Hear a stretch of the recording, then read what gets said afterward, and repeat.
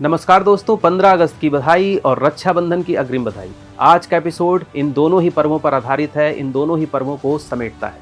Summer शेष है नहीं पाप का भागी केवल व्याध, जो तटस्थ हैं समय लिखेगा उनका भी अपराध। रामधारी सिंह दिनकर।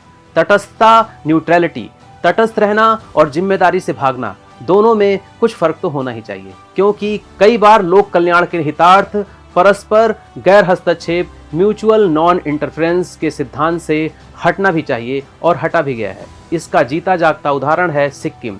भारत के हित में हमने तटस्थता के सिद्धांत का उल्लंघन किया और सिक्किम को भारत का अंग बनाया। आज भारत के नक्शे में पूर्वोत्तर के 7 राज्य न होते अगर सिक्किम न होता।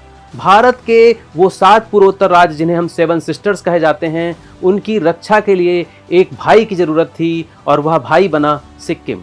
1962 के भारत चीन युद्ध के बाद सामरिक विशेषज्ञों ने आगाह किया कि चीन की चुंबी घाटी के पास ही भारत की 21 मील की गर्दन है, जिसे सिलीगुड़ी नेक कहा जाता है। चीन चाहे तो यह गर्दन एक झटके में भारत से अलग कर सकता है। 22 किलोमीटर चौड़ी सिलीगुड़ी नेक मतलब चिकन नेक। इससे ही भारत और पूर्वोत्तर राज्य आपस में जुड़े हुए हैं। चीन का हाथ इस गर्दन तक न पहुंचे, इसके लिए एक बफर स्टेट चाहिए था और वह बफर स्टेट बन सकता था सिक्किम, लेकिन यह इतना आसान नहीं था। सिक्किम के शासक चोग्याल नामग्याल ने कई अड़ंगे लगाए कि सिक्किम का कंट्रोल उनके हाथों से न निकले और भारत के हाथों में न जाए। उन्होंने अमेरिकी लड़की होप कुक से शादी की थी और वह भी यही चाहती थी।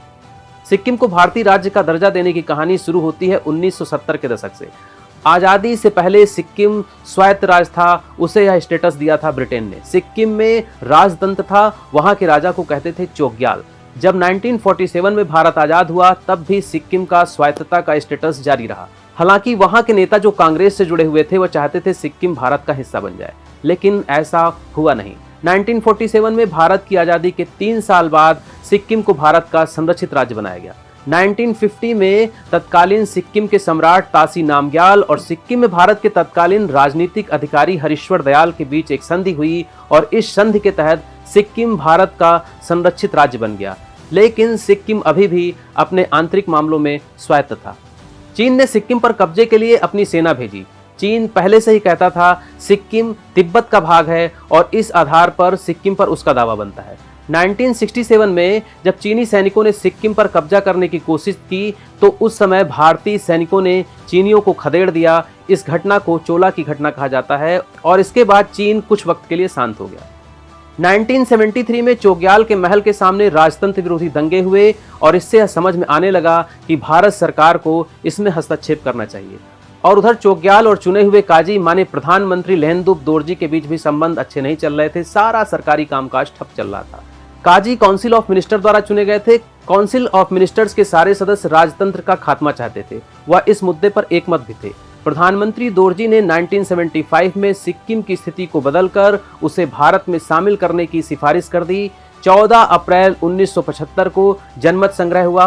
26 अप्रैल 1975 को आए जनमत के फैसले ने निश्चित कर दिया कि सिक्किम भारत का 22वां राज्य होगा।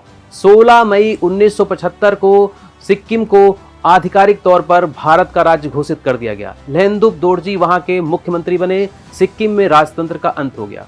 सिक्किम ऐसा राज्य था जहां की जनता ने खुद ही राजतंत्र के विरुद्ध गुस्सा दिखाकर इसका विलय भारत में करवा दिया। सिक्किम को भारत का 22वां राज्य बनाने के लिए संविधान संशोधन विधेयक 23 अप्रैल 1975 को लोकसभा में पेश किया गया, जो कि 299 और 11 के अंतर से पास भी कर दिया गया।